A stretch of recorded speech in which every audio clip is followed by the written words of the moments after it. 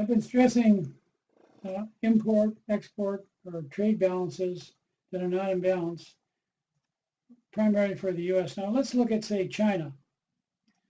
I call China, as many other countries out there, a neo-mercantilist country because while not trying to accumulate gold to buy foreign troops, they got enough of their own troops. They want to stimulate their economy. So there's a macro effect. In the macro effect, exports stimulate, imports depress. So if you bring in tens of millions of people from rural areas because you flooded thousands upon thousands of square miles in a Three Gorges Dam, and they're setting in the cities, potentially troublemakers, you want to stimulate jobs. Okay, and if you don't, you got trouble. So the Chinese have been trying to stimulate job creation in a form of bigger than neighbor policy by exporting more than they're importing, which means the rest of the world must import more than they export. In other words, the Chinese stimulation in other countries is a constraint, a depressant on their level of economic activity. So in effect, the cost of the Chinese of this policy, this neo-mercantilist policy of a surplus in their trade balance, exporting more than they import, lowers the standard of living in terms of production, consumer goods, capital goods, etc., in China. It's not a free lunch. There is no free lunch. In effect, then the Chinese pay for it.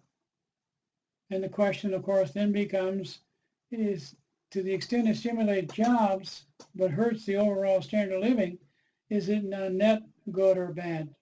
And you can mull that over and join the dots and so forth. But so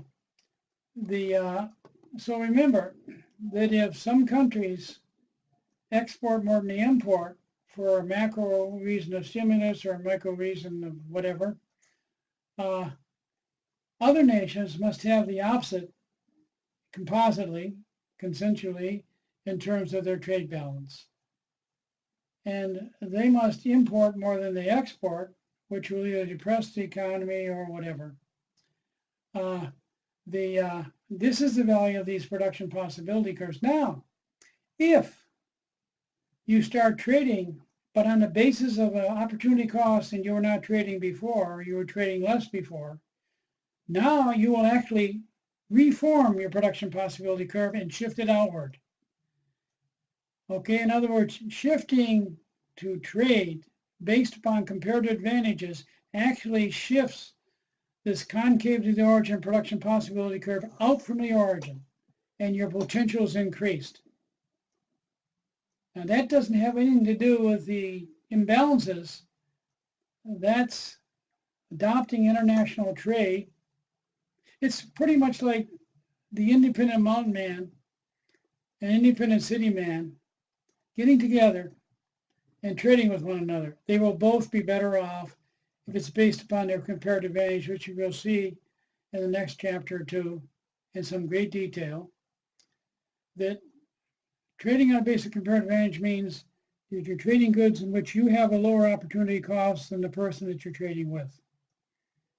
It gets rather mentally difficult to understand, but it's economically very rewarding if you understand it and guide policies of your nation or your city or your individuals towards conformity to the specializing in that in which you have your comparative advantage. That's it. I've been